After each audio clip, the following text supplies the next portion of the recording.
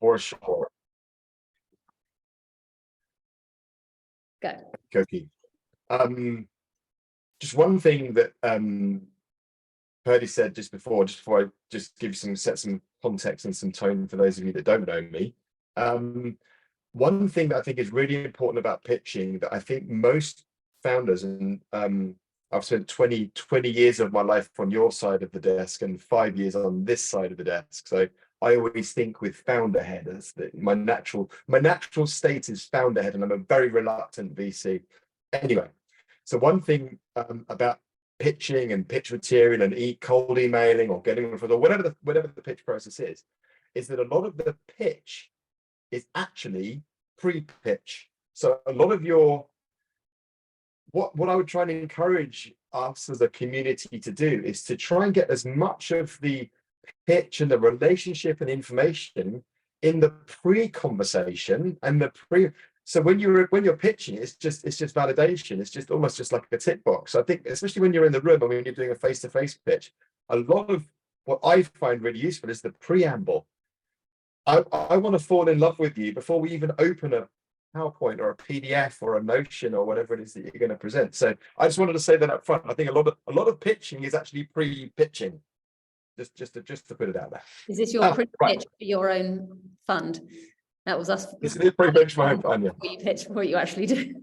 Well, I did. I pitched an LP the other day, and he gave me £250,000 in 45 minutes, which I think is the fastest fundraising I've ever done. Nice. And when COVID hit, just to tell another boring story, when COVID first hit, and we launched our second fund in Jan 20, and then COVID lockdown hit in March. So we were just early days in fundraising, and fund one was primarily our money, so we hadn't done that much. I closed a family office in the States over Zoom in 2 or 3 phone calls, and I couldn't quite believe that somebody given me $1 million over a Zoom call. It's like, we haven't met, we haven't had a coffee, I haven't given you my super spiel yet. I mean, you've already given me the money. I want to give you back, so I want to come and spiel you, and then you give me the money. But that's another boring story. Anyway, so as I've said, I'm a VC. I'm a VC at Superseed. I've been a founder for actually more than 20 years. When did I start? 19, so I'm 50 now. Nearly 25 years as a founder. I've built and sold 4 businesses now. I've mainly fucked things up royally, and we can talk about that another time. But made some money, seen some success, and like to think that because and this is a double-edged sword, sometimes your historic experience is actually not useful and is too old and too out of date. So I have to try and remember when to keep my mouth shut and just listen and learn. But I like to think that having been on both sides of the table, I'm quite an unusual VC beast. What can I say? Let me tell you a bit about the fund. So it's a B2B SaaS AI focused B2B SaaS fund before AI was cool.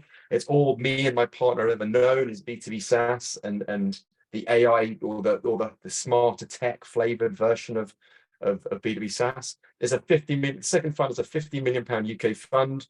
We invest about £1 million per ticket at seed, hence the name Superseed. And then what we tend to do is help founders commercialize and sell and think about obsessing over customers. So what that looks like is a very non-structured frameworking around identity. Now we'll talk a bit more about that later. It's about purpose, milestones, vision, position, brand, how to build the right business in the right way commercially, which the team and the 6 of us in the team now, we're all founder operators by background. So there's quite a heavy focus on how to sell, how to create repeatable, scalable go-to-market strategies. I'm going to shut up on that now, because let's get into some other stuff. But if there's anything you want to talk about history and context, I think that we can go into that as we go. Outside of what we'll talk about today, I'm sure there are loads of people that are going to want to know how to build repeatable, scalable go-to-market strategies. And I'm sure there's a ton of content in there that you've got around, but we're going to dive into more so pitching. You posted something on LinkedIn, I believe about a week ago, which was about the best pitch deck in the world, hacks that you have for winning over investors. So this session is kind of the in-person version of some of those things that you were saying, diving a bit deeper into the how. So Yeah. to kind of set the scene, can you tell us, very broad strokes, your version of the best pitch deck in the world? Like, how many slides does it have? What are those slide titles? And then we can drill down into more detail from there. Yeah. So I've been a very good schoolboy and I've done some homework. So what I'll do is maybe use the chat. I will read out the line items, these kind of hacks or ways of thinking around the pitch process and the pitch material itself. I'll read them out, and then maybe if there's anything that we should dig into, and I'll scooch through them. If there's anything that we should dig into, just stick it in the chat, and then we can rabbit hole wherever is useful. This was a collection of notes. Now, this I think Paddy very beautifully teed this up. This is only my opinion. This is worth a hill of salt. My request of founders when we work together is to try and always take away something. I believe in marginal gains. I always try and take away something that's going to move the needle. So what I've done is I've collected all of the things that I've done, all of the ways that I've been pitched, and all the things I think were really smart, and I just noted them down. And then I created this LinkedIn post called The Best Pitch Deck in the World. Now, it's not so much about the pitch deck or the pitch. It's as much about the process and the thinking and the psychology behind the pitch that I think is just as important, which leans into my previous point about the pre-pitch pitch being probably the most important part of the pitch. So let me read out my line items, and then if there's anything in here that resonates, then let's talk about it. Where should I start? So I don't like clever, zhuzhy, whiz-bang interactive decks. They waste my time as an investor. And I believe in creating two decks, a simple cold teaser and a one full talk track. Something that comes up a lot is, does my deck need to be beautiful? Now, there's two answers to this. No, it needs to be functional and obviously cover the staples and make sure that you're positioning yourself properly. However, we eat with our eyes. So I can't get around the fact that there is a whole world of implicit messaging in how the pitch material is presented. And to me, if you can't do a decent pitch deck, I think your product's probably going to be shit. I'm a big believer in positioning using the identity toolbox. Now, the identity toolbox to me is vision, purpose, milestone, and position, which must include the why you why now.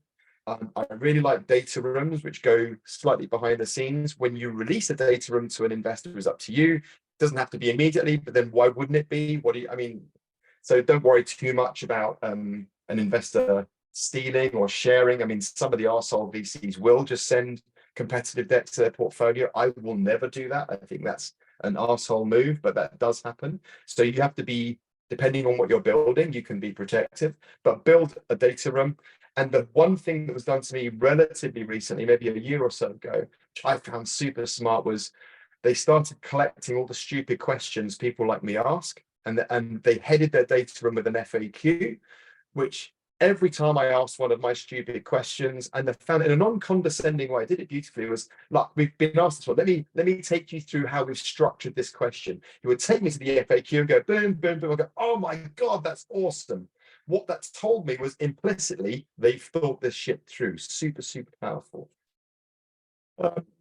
The other thing that I hate, I've done this, so I hate myself, is the spray and pray approach to getting investor meetings.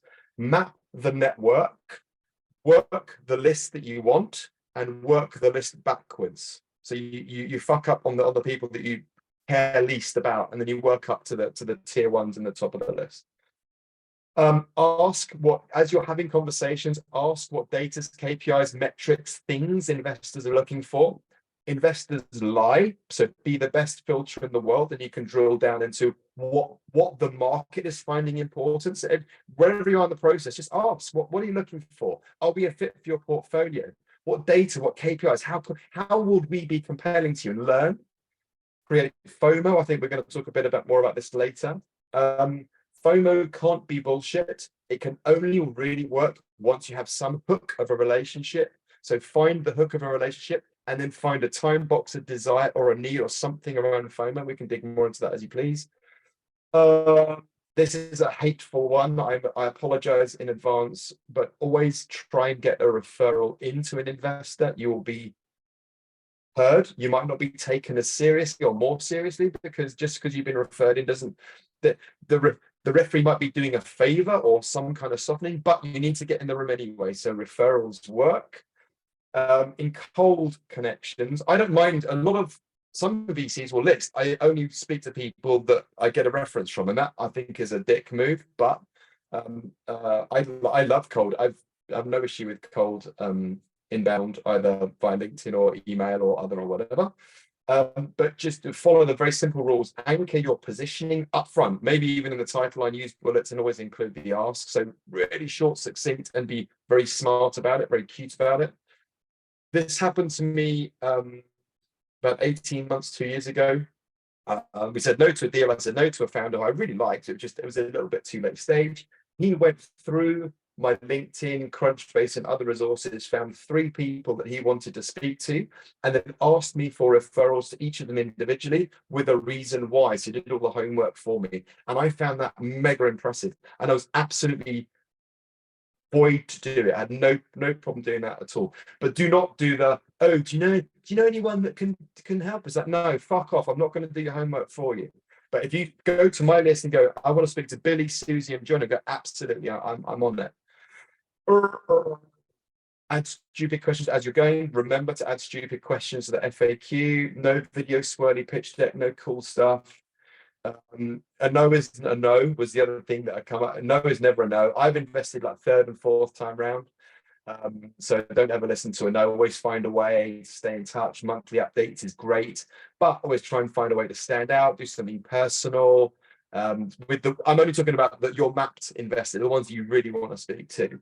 And then the last aspect was just do something. So if you can hear my daughter bang at the door, she's 2. Sorry if there's background noise. Do something unexpected. Do you know what no one has ever done? One founder has ever called me. They picked up the phone and rang me. I love it. I'm not always in, I can't, whatever, but just call, do something unusual. So that was the core buff of my list. Now in the LinkedIn post, which I'll send to Purdy, she can share with you, then there were the 10 slides that I think are the go-to slides for content. And I also gave those slides context, because I believe in explicit, what you read and see, and also what you take away, which is the implicit message. So I've very clearly detailed the pitch deck in content and in context in that post, and I'll happily share that if useful. Yeah, we can copy and paste it here because we can find it whilst you're speaking for anybody that hasn't seen it. Gabriel's come in with the first question, which is exactly what we've written down. So Gabriel's just closed and he's flying. What are you doing here, Gabriel? You should be like on your yacht in the Seychelles. I love you. What? Yeah, sorry, so honestly, what are the KPIs that you're looking for at Superseed? Well, we do pre-seed and seed, so we don't do too much pre-seed. We mainly do seed, hence the name. The kinds of KPIs that we look for are not that KPI-ish. We don't mind too much if you have no revenue, but you need to have some kind of proof that customers care. Another question I get around that a lot is, what about LOIs or POCs? Or that's fine. We're kind of more intrigued by how you can prove that customers give a shit and that there are enough of them. So it's a little bit hard to answer. The general deal that we look at seed, they've got 3 to 5 customers. They might not be pure ICP. They might be a bit clumsy. They've got about £10,000 monthly recurring, almost on model, somewhere between 10 and 30,000 pounds, almost on model. But there's no hard and fast rule. And at seed, I think every seed investor will have a slightly different set. But if they give you a reason around it, it's normally bullshit. So at seed, if you've got some revenue, some proof of traction, some proof that customers care, and you've been able to hook the investor in some way, if there's an excuse around the KPIs not being up to snuff, it's usually just because you weren't compelling enough, and it's usually bullshit. Good to know. I actually have a question that I didn't write down, so you won't have been able to do any homework on this one, but it's based on your no doesn't always mean no. And I was having a conversation with a founder earlier, and he was saying about like the best no's that he's ever received. Apparently Andreessen Horowitz do the best no you will ever get, and you just like really love yourself afterwards, even though they've said no. So from your perspective, is there a difference between no, you're not right, and I don't think you're ever going to be right, and no, it's not right now, but I want to maintain a relationship with you because I want you to come back later? Like, would that actually look different from a founder receiving that information? Because a lot of the feedback is that you don't want to waste your time if no does mean no. So yeah, how can you spot? No, I know. And also, I don't want founders wasting their time, because the whole raise process is an unholy shitfest. And I'm doing everything I can to build automating tools to help connect the ecosystem so that it's, this horrible, especially right now, this kind of horrible 6-month kind of seed to A, or even 12-month pre-seed to seed nonsense is vastly reduced or gone away. I'm assuming that the no is not, if it's a no because you just do not fit in our thesis and you do not fit in our portfolio, that's just a no. Like, I get a lot of B2C stuff, that's just a no. Some of these guys and girls try and stay in touch with me. I tell them flat, because I don't want them wasting their time. It's just a no. So if you hear any version of that, that is just a no, and don't waste your time. But if you hear versions and you look at the portfolio and you are a fit and you're honest with yourself that there is a thesis match, and you are B2B, there is an AI quotient, it is SaaS, it's just a timing thing, or a proof, or a credibility thing, or whatever else it is, maybe not as red line. I was thinking red line, kind of amber line, green line stuff. If you're red line, don't waste your time. If you're in the ambers, then absolutely just be charming, stay in touch, never take no for a no. Cool. And if you are staying in touch, what would you prefer? Like, would you like to then be added to a quarterly investor update email? Monthly stock statement. A month is a long time in startup world. So a monthly investor update that is humorous, informative, succinct, thoughtful, not just verbose shit. That, I think, is just, there's so much implicit messagery in there. I think that's really powerful. That at the staple. Then what I would always like to see is something that's personalized or unusual. This doesn't have to be every month, but maybe every other month, or something like, Dan saw this article, thought of you. Read this recent thing. What are your thoughts? But don't be too obvious, or I know it's a game, and I'm gonna my brain's gone fried, I've lost my train of thought. But don't try and be too clever with it. Be natural and honest and authentic. Otherwise it shows. Just if you genuinely think that you're a fit for a portfolio, and you want to work with a team, just keep that flow. Do the stock staples, which is the monthly, and then every now and then, when it's relevant, when you see something, just keep it in the back of your mind. Again, the implicit message there is just really powerful. Yeah. And so that's for kind of after you've made contact. What about if you are thinking about coming in cold, this whole preamble to the actual pitching, you want to make contact, you haven't even pitched yet. How would you want to be contacted at that point? So you're going in cold to a new, so I've written down, so I've done my homework, you're so proud. So this was the coming cold, standing up to investors. So the get a referral, we've talked about doing something unusual. We've talked about the being thoughtful. Now, I've told you that my referral guy story, he always stands out in my head, the way he did that. There is I've said this before, but this whole the explicit bit is the email, is the cold connection, is the LinkedIn shenanigans, is the commentary on the Medium or whatever it might be. There's a whole world of implicit energy that you need to kind of engender within a team, and that can be done in a multitude of ways. We already talked about picking up the phone. Everyone thinks they can hide behind a keyboard, and I know that time is, you're trying to build a business, let alone do a funding round, and I've been there. It's horrible. It's just like such a time waste. But it's all around making sure that you're hyper focused on your list. And it's very simplistically just being thoughtful. Think about it in this way. How would you like to be approached? If you were an investor, and I think all founders should invest, by the way, everyone should go and put 50 quid on Seeders just to go through the process and the information rights and understand whatever it might be. But how would you want to be approached? How would you want to be infused, enticed, humored, educated, whatever it might be? How do you, how the psychology of it, how would you want to be approached? And that's it. Just think in that frame. Just keep in mind that we need you more than you need us. This is not an energetic one-way street where I hold the money. Don't think it's not even my fucking money. Somebody else's money. I'm the guardian of my investors' money. Well, the first fund was my money, but anyway. So just think about it. You know, we are not gods. We are not. So you own the energy in the room. You are more important to us than we are to you. So you just got to make your offering so freaking compelling that you build this FOMO piece that we're approaching you, we're knocking on your doors, we're sending you schmoozy LinkedIn messages and emails. So try and be that. Quick game of would you rather? Would you rather someone reached out to you and was like, oh, I'm not fundraising, but I just wanted to have a quick chat in that whole, you're never actually fundraising? Or would you rather someone was just like, I am fundraising, here's my deck, this is what I want?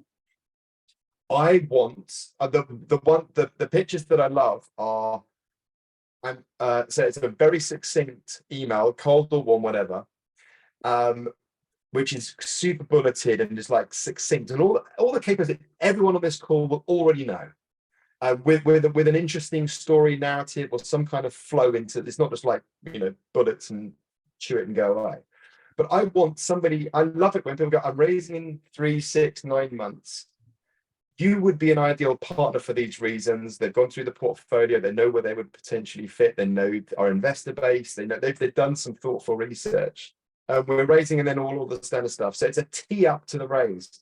I would like to talk to you in a month's time and find out a bit more about if we were a potential fit for the fund, and how you work and understand a little bit more about what kind of support you can offer. Is it beyond cash? What do you do? How do you work? And let me know if that would be available. So very human. It's not difficult stuff. There's nothing that we wouldn't, you know, write in a standard letter, whatever it might be. So I like the preempt stuff. I think I find that really powerful. Cool.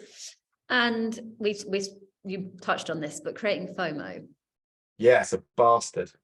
How do you actually, like, what do you respond to when someone's created FOMO well? What does that look like for you? You can only create FOMO once there's a hook of a relationship. Otherwise, it's just perceived as bullshit. Unless it's blatantly obvious and you've listed, you know, we've oversubscribed 2 million, want you in for these reasons, and you know, we've got, you know, Andreessen, Sequoia, whatever. I mean, unless it's kind of a known deal.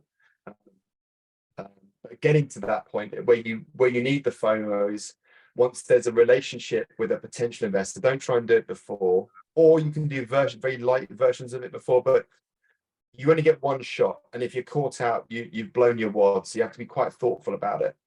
But how can you? I mean, I guess there are 4 main buckets. There's client FOMO, other investor FOMO, time FOMO, revenue-based FOMO. There are some anchors that you can layer in where it's not just about, oh, we've got term sheets from, but you're working with clients, and there's this like, oh, you're working with those banner clients at that contract value. Oh, that kind of leans in. It's like it's an attraction point. The revenue stuff. If you're right now, investors are quite itchy and quite risk averse because of the world melting. So, for example, seed to A metrics used to be around 1 million in annual recurring. You could quite comfortably go out and raise a comfortable, solid Series A as long as there was a healthy pipe and some velocity and cadence behind what you were doing. Now that's 2 million quid. So what's happened is that as investors have become a little less fluid, and I don't think this is going to last very long. Personally, I think this period of time is going to be very short. We've got very short-term memories like goldfish, and we've got $220 billion worth of cash baked into the system that we need to deploy, we need to invest. So I think it's going to be especially at seed and at early stage, it's going to be quite a short, shrill this thing. But we are more comfortable right now, short term, investing in things that are a little bit more sure things. So if you're looking at a seed deal, but you're kind of a mid to late stage seed, that kind of whole revenue piece that can create FOMO as well. So the it's not just growth, but it's growth into scale and scale at scale that venture creates a venture opportunity.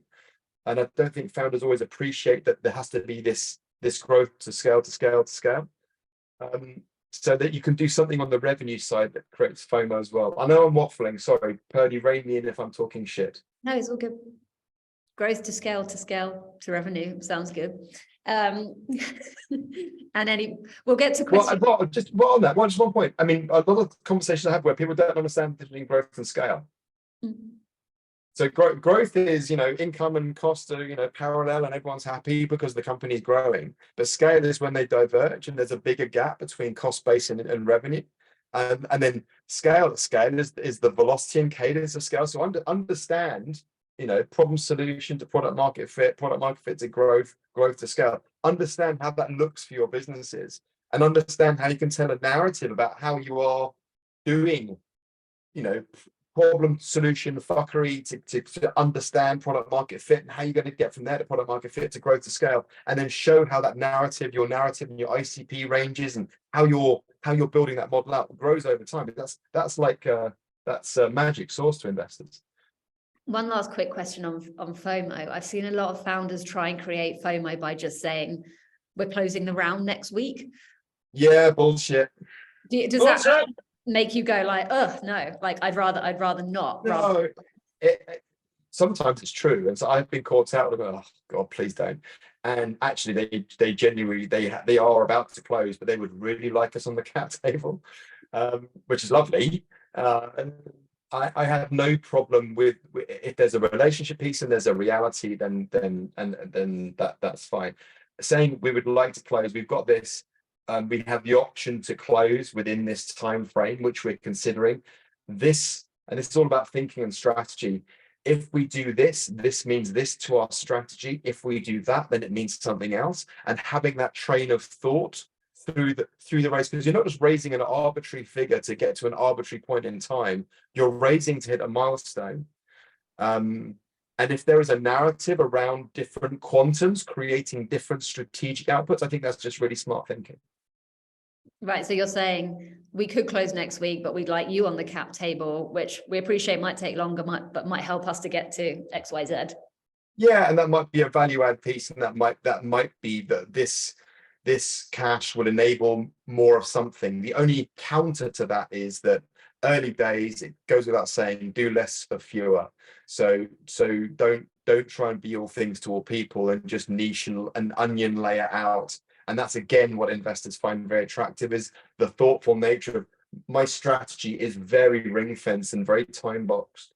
And I need you in this for this bit to achieve this milestone. Then that unlocks this milestone. Then that unlocks that milestone. We don't expect it all to come true because, when we're founders, startups change on a dime and the world moves and shakes and shifts. But we want to see some congruent thinking that has some client journey behind it that's proving those proof points.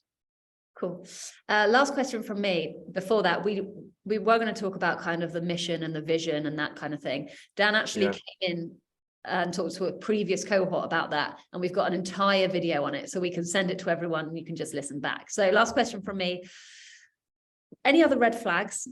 Like when you've seen pitch decks or people have reached out to you or people are trying to build a relationship that you're like, this just doesn't work for me? Yeah, again, darling, I have done my homework. You would be proud. I've written down. Here we go. And then if there's anything in here we need to dig into, we can. So bullshit, lack of grit, drive, or ambition. The one thing that early stage founding teams sometimes fall down on. And don't forget, when a VC gives you feedback on something, 80% of the time it's you that's the problem. And often that's driven by an exhaustion and a mental health challenge. And I'm working 20 hours eating ramen noodles and what the fuck, and I've had 100 meetings. But you've always got to be on your A game when you're in the room. And this is another thing where I kind of talk against myself. I want you to be incredibly authentic, but I also need you to tell me what I need to hear. And I need to see, true, all of those cheesy hackneyed word, grit, hustle, ambition. If I don't get a sense that you're going to win and build a venture scale opportunity, I can't invest. And it's just, I hate saying it. I hate saying these words as they're coming out of my mouth, but it's just the truth. So it needs to be a game every time when you're with, and not in a nonsense bullshit way, but it's, breathe in the energy you want to take into the room and own the room. Anything that's mental. I walked out of I made excuses. I was rude, but I couldn't listen to the bullshit anymore and the lunacy. I had to make excuses to leave a pitch once. I've only done it once. But the guy was just on utter Zanussi. He was on planet Zog. So I was fuming. A weak team, lack of focus, anyone that's moonlighting, massive red flag. A lack of deeper tech thinking. My thesis is based around the fact that you can't just build a simple tech stack anymore. You can't, yes, you can prove points with low code, no code, or do whatever, but there has to be some inherent, and I hate the word moat. I think it's like semi-nonsense. It's just a time box, because everyone anywhere with deeper pockets can catch up, but there has to be something there's some form of defensible thinking, technology, and for me, I think that the tech side is very important. Raising too much cash will kill you just as clean as not enough. Too many gorillas in the room. It's all very well having competitors open doors and open markets. I think that's really important. And then you can niche and create a space behind or adjacent, or, you kind of want competitors in the world with you, I think. But if there are too many deep-pocketed gorillas and you just don't have a differentiated offering, that's just a massive red flag. Too niche, not venture scale, and anything in crypto. Cool. Right, I'm going to hand over to MA because I think she might have had a couple of questions herself, and then we'll pass it over to all of you guys to ask any questions. We've obviously got some in the chat. If you'd rather ask live than ask in the chat, you can also raise your hand and just ask Dan one-to-one. MA, over to you. Cool. What advice do you have for founders who are mid-pivot and have to fundraise? Oh, hairy scary. It depends on the narrative around the pivot. No problems with pivot. I mean, I've done 24 investments in the last 3 years. I would say, it also depends on where you draw the line between tweak and pivot. And there are pivots and there are pivots. If it's, drop the mic, I'm going to go from making handbags to, painting ships, then I think you just have to start. That's just a really hard thing. Is your pivot within a bounds that your investor hit list would understand? Oh, I'm just thinking, I've seen it on a few different founders weekly update that they're pivoting and have like 3 months left of runway. So I guess there's a fair amount of data that they can capture from, their work over the past 12 months to paint the picture of what they're doing and different proof points around that. But in the current market, is it something that you think is possible or viable? No is the short of the long.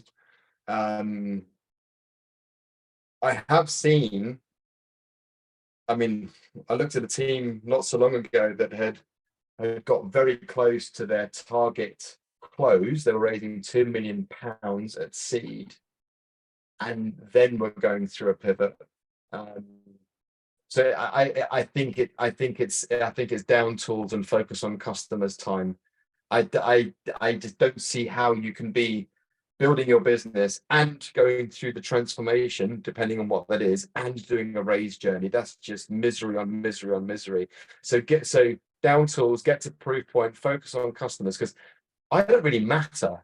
Investors don't matter. All that matters is that customers care. All investors are kind of proxies for their LP base on one end and your customers on the other. So it's almost like you don't matter and I don't matter. Only your customers on your side and my customers on my side, almost to a degree.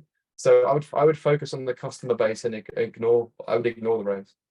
Okay, I have more questions, but I'm going to shut up and go to our founders. So Ollie, you are the first person who had his hand raised. Go ahead. Hey Dan, Thanks for your insight so far, mate. Quick question on when evaluating a VC and portfolio fit. Where do you draw the line of a portfolio company with the VC that might offer a similar offering already, and how do you differentiate whether they're still appropriate to approach, engage with? Yeah, how does that really function in terms of VC's decision making? Do you mean that your offering looks too similar to one of my portcos? Maybe not too similar, but I guess I want to know how similar is too similar when you're evaluating startups. I would just ask the question. We have a company in our portfolio called Ahura who do intelligent contract management. So effectively, they help banks read contracts and understand all of the vaulted contracts in their databases. Now, that in concept is there are many players, and it's quite a broad topic. And I get intelligent document reading startups sent to me relatively often. Mostly, there is not a conflict because it doesn't take much. There's not that. I mean, if you look at a different ICP, I mean, the offering, there's so many subset ways of creating that kind of offering that you often find that what looks fairly competitive isn't. But I don't want to waffle too much. But I would just ask the question. So you're looking at a portfolio going, listen, I think you're a real match. I've noticed Blur. We do this, and here's our differentiation, here's our value prop, here's our market positioning. So that's the piece that you'd have to differentiate. It doesn't look like that's what they do, but I just wanted to see if I should approach you or not. And they will tell you. They will tell you. Okay, fantastic. In context to our conversation as well, obviously what we do is we turn regular social media users into influencers. And obviously I know your portfolio company, Dual. We see them as quite distinctly different in terms of general advocacy solution. So I guess it would be the case of approaching and saying, look, this is how we see the difference, breaking it down. That's totally right. Okay, awesome. That's totally right. And it wouldn't the only challenge, I mean, Dual sell to mid caps and enterprise. So it would, I mean, if your customer base was I don't know, marketplacing influencers, so that there was a marketplace for mid caps and enterprise to buy, that would immediately take you out of my thesis, because your customer set, it doesn't match my thesis, but it wouldn't mean that you were competitive with Dual, to be specific. Okay, fantastic. Yeah, we establish our ICPs as like an agency tool, particularly. So, okay, awesome. Well, you might get an email from me. Cheers, Dan. Thank you. Okay, we're going to take a question from the chat, and then Tim, I'm going to go to you. You've touched on this already a little bit before, but Hannah asked, how do you escape the question of it's too soon and we prefer to get involved in Series A? Sometimes if it's a thesis red line, as in I am a Series A investor, I'm now looking for 2 million ARR. That's our line in the sand that denotes what a Series A, just the core KPI is. There is no way around that. That is a thesis, a strategy red line. There are some VCs, there are VCs and there are VCs. There are VCs that are actually incubators and accelerators and other vehicles. There are most of the tourists have gone now, but a lot of the growth stage stuff that we saw, the nonsense that happened for the last couple of years, that wasn't even VC. That was hedge funds, private equity, sovereign wealth. That was what we call the tourists. They weren't venture capitalists. They just they created a VC fund and then were just investing in bullshit, nonsense, crypto shit. And hence the world collapsing. What if it's like a seed/Series A fund? You're within their range, but they're still saying they want to see you at your next round. Then you're not compelling enough. Okay. This is the hardest thing. I do this. Most VCs don't do this. I will tell you when you're the problem. I will tell you when I don't buy you. And it's a horrible conversation to have. I had it with a chap last week. It was very late stage in our process, and it was almost like he'd run out of chuff, he'd run out of energy, coming back to this owning the energy in the room. And I'd seen it in workshops, and I'd seen it before. It's like, I've got to know that you've got the energy and the drive and the ambition, because we've only just begun. the transition from founder to CEO, which many people don't do. I'm an awful CEO. I'm a relatively good founder, but I can't make that transition. But I had to learn the hard way that, you know, that's the worst thing. That's stepping out of Series A into B. You have to make this transition from founder to CEO, which is a completely different skill set. And most aren't good. I mean, if you look at the Google founders, they weren't even particularly good founders, but they just worked out how to put in the right chair and the right structure. And, you know, Larry and Sergey just kind of became figureheads and incredibly wealthy because they wanted to sell the bloody, I think it was Yahoo for 700 million. I mean, 700,000. Anyways, so my point being that the challenge that is that when you get an obvious bullshit, you know, they've picked up on something that might be an amber flag and they've anchored that as the reason for a rejection, it's probably you that's the problem. Is there any coming back from that? Yes, I think there is. I think I've got a young man in the pipeline at the moment who we have serious doubts about his ability to build a big business. He has hustled me. He has worked the angles, he's worked the team, he's told not bullshit, but he's worked the stories, and he's found people that I work with, and he's back channeled me, and I fucking love him for it because he's gone from in my eyes, not all the team, he's gone from a maybe, he's only done it to me, like a maybe there's something here, but to okay, you little hustler. So yes, you can. Okay. Tim, over to you. Thanks, hey Dan. So we've had a bit of preamble, and you don't love us yet, but maybe it is just yet. So we'll keep hustling you. Just a question. So when I kind of originally reached out to you, it was a very kind of generic, quite kind of punchy. You actually kind of came back and said, "Love the approach," not kind of one for us. So we were doing something right, I think, and that was back in October last year. You probably don't remember. We were marking our own homework. Then had another little go at you on in January, where rather than talk about general stuff, I was talking about, you know, the technology side of things, because, you know, in all the outreach that we've been doing to yourself and to our other target VCs, we've kind of picked a topic, you know, because you have to be pretty concise. So try and identify the thing that's going to, you know, push your button for you and then get you excited and get you engaged. And so the last time I reached out in January, that was about the tech. You know, the more, you know, the software side of things, the AI, ML, all that kind of stuff that's going to sit behind our solution. And you came back with a really, really kind of interesting comment, which was something we were doing already, which was focus on the revenue generation and loving your customers, which is something you've already said today. So my question is, and I think there's a question in here, is there's lots of kind of different angles to your business at this stage, you know, and it's all a bit scrappy and there's loads of different dimensions, and trying to reach out to somebody in a concise way that you hope's going to kind of, you know, just open that door to the first conversation is tough. So I think you just answered it with you kind of keep hustling, keep trying, keep, you know, working the different angles, you know, respond to the comments you've had previously. So if I were to kind of reach out to you again, which I'm sorry I will, I won't apologize, I will. It's going to be around how we're generating revenue, how we see that kind of tracking over the next few months, why we've got the data. Sorry, Tim, I'm just going to jump in for a moment. Can you ask the question really quickly? Yeah, so the question was, what tips have you got? How do you get really succinct? Third party in terms of covering. Just third party. It's the other thing that is the most powerful implicit message is that you're not talking about you. See, everything you said then was, we did this, we focused on that, so third party all of that content into our customers are thinking like this, our customers are behaving like this. Here's the traction that we've got. It doesn't have to be the most, you know, sizable, but it has to show some kind of thought through approach. So just flip all of the messaging.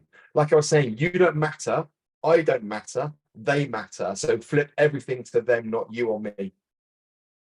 That's really helpful. Thanks. we're going to go to Francisco's question. I'll read it from the chat, but if you want to add anything, Francisco, go for it. I see your hands raised. He said, how do you recommend and do you have any examples of pitches that went around or avoided investor bias? And how does Superseed avoid bias in their investment decision and portfolios? So Francisco, is there anything you want to add to that? No, so good. I think Dan has seen tons of pitches, and I think that is straight to the point. The challenge that I have is that I want to help everybody, and I want to do. I think anybody that decides to start a business is just a fucking hero, having done it. And I'm unemployable. The only reason I started my first business is because I'm such a difficult person. I'm unemployable. I couldn't get a job. And also I'd done some weird and wonderful things in the world of showbiz. So I wasn't, you know, I was triple unemployable. Where was I going with that? So let me answer the question directly. So I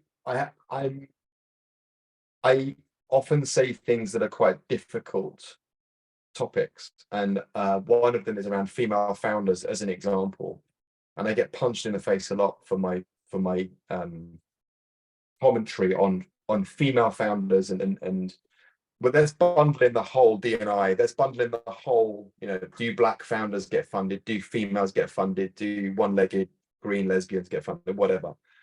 I can tell you now that if a venture capitalist thought they could make a return on a blue Martian from wherever, they would. We genuinely don't care. Our only mandate is to make money. If we don't make money, I put my entire house, I put my kids' school fees, I put everything on the line into fund two.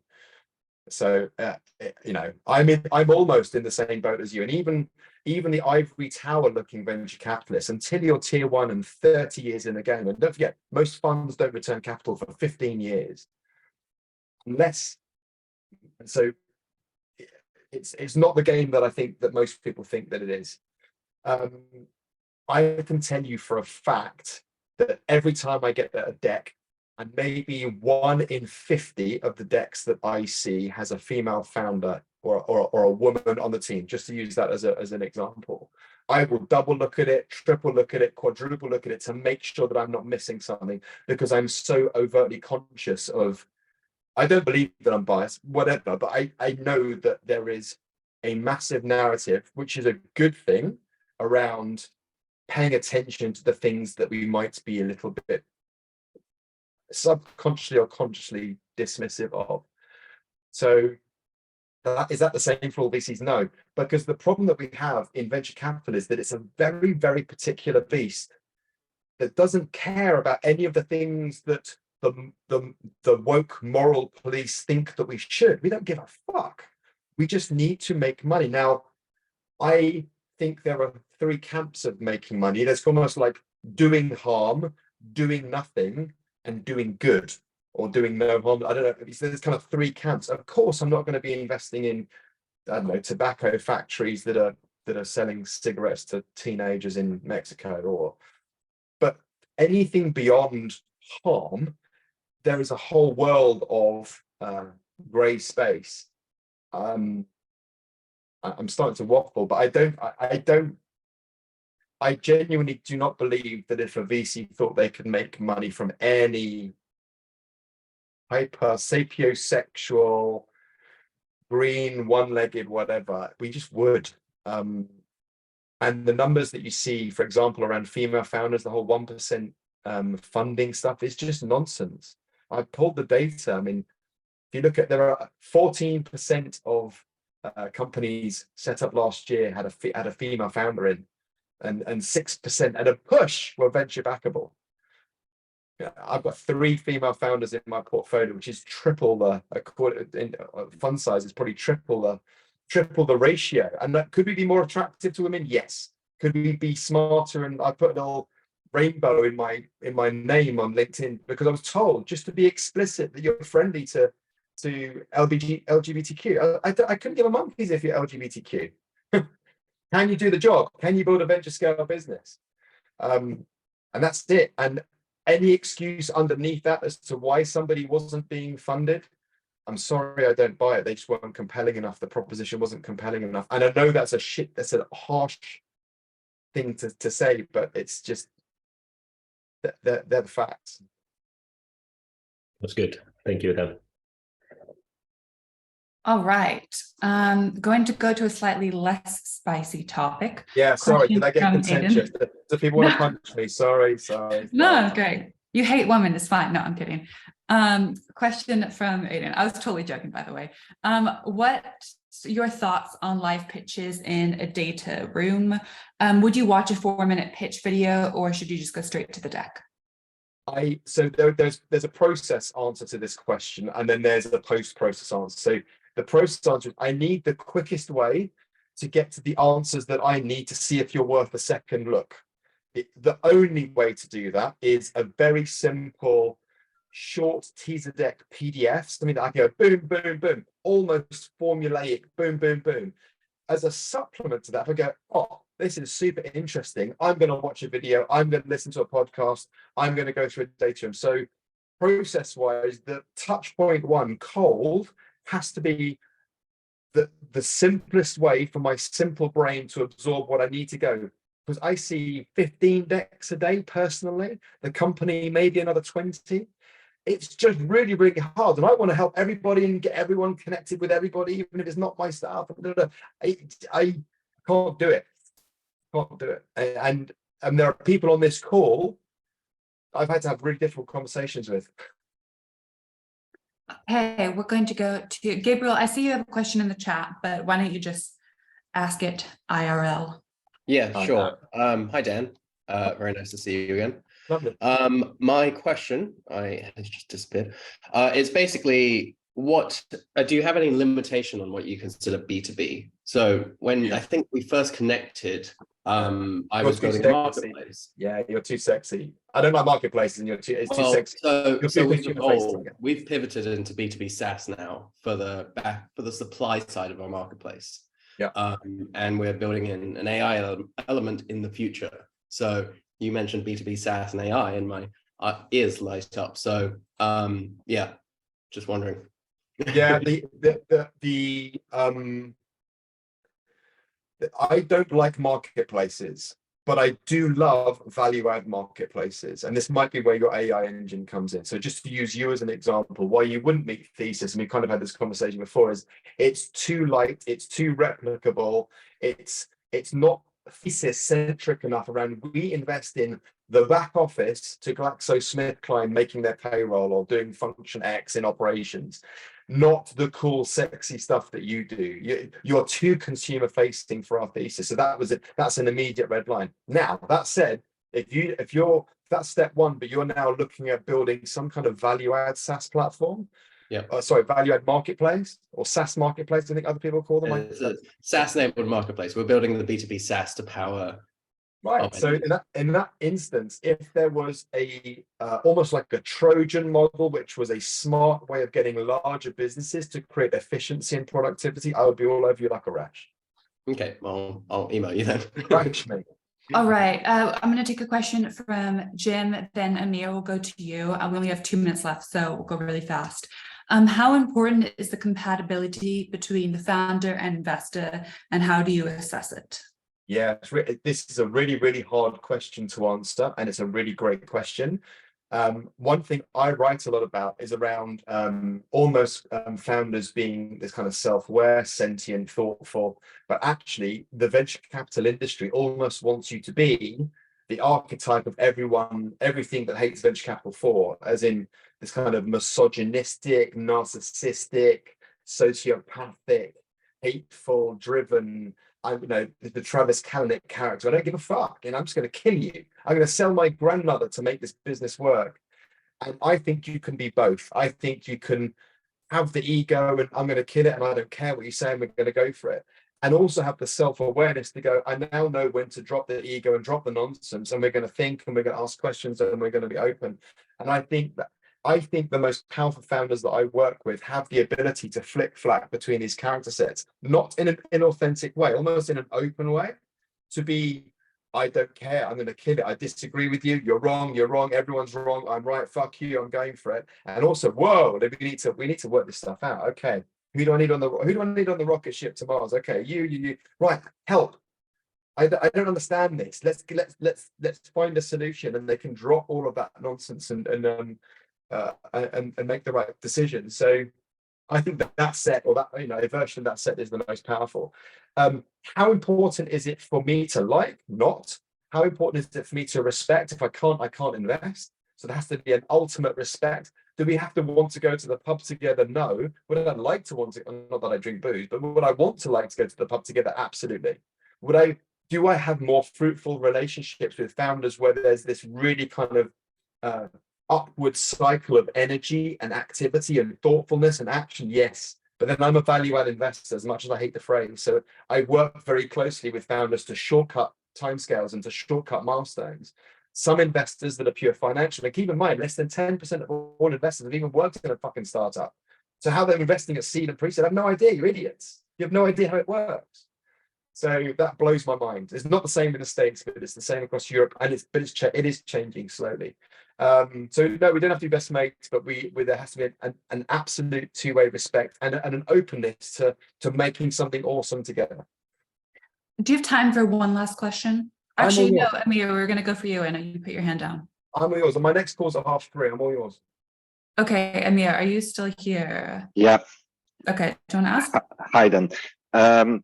Just to give you a bit of background, I'm working on simulation for autonomous vehicle, and we develop a simulation solution based on 30 years of my experience in this domain. So it's a very disruptive solution. But my customers are big OEMs and big companies like Ford, JLR, and so on. And it takes a lot of time to build this relationship. I had some tractions and initial discussion with so many companies, big companies, and they're all interested. But to go into the ladder of the final decision making, it takes time. And normally I found most investors are not so patient. They need very quick return on investment and things like that. So what can I solve this dilemma? Get into an accelerator, get connected into your network. So I don't know if InMotion still exists, but there are that's JLR's CVC, but there are very specific niche driven either CVCs or accelerators. So an initial angle I would take, because all they are to you, fuck the homework, it's just access. It's just network and access. And that's what you need right now. You need to be bolted into the inside track of the OEMs that you're going to serve, because that's how you're going to get the data. That's how you're going to get the traction. And they can get the right accelerators, and the right CVCs can do that. There are obviously a range of deep tech investors that don't look for, the growth to scale, the stuff that I look for as B2B SaaS. They don't do that. And it's much more patient capital. So when you're building your hit list, layer in at the top all of the deep tech players that you're looking for. There's loads of Cambridge tends to be the center of the deep tech universe for all of the obvious reasons. So they would be my initial 3 pieces of homework for you. The other thing is you just got to focus on the client value proposition. You're digital twinning, right?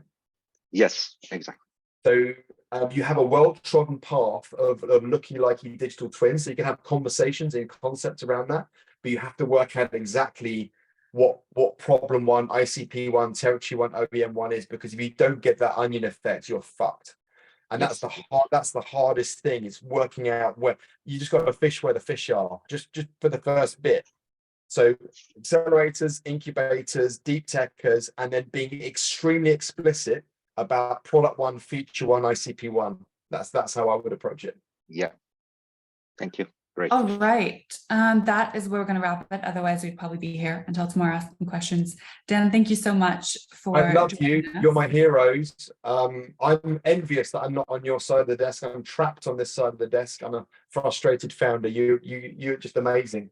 I know you don't feel it, and it's like, fuck this. What am I even on this podcast for? But this is incredible. Put it this way. Without people like you and us, nothing would change. We are the net creators of opportunities, jobs, innovation. Nothing changes without this magic, and it makes me fizz. Love a Wednesday afternoon pep talk. We're gonna have you back every Wednesday. Patty, do you want to stop recording? Yes, I will.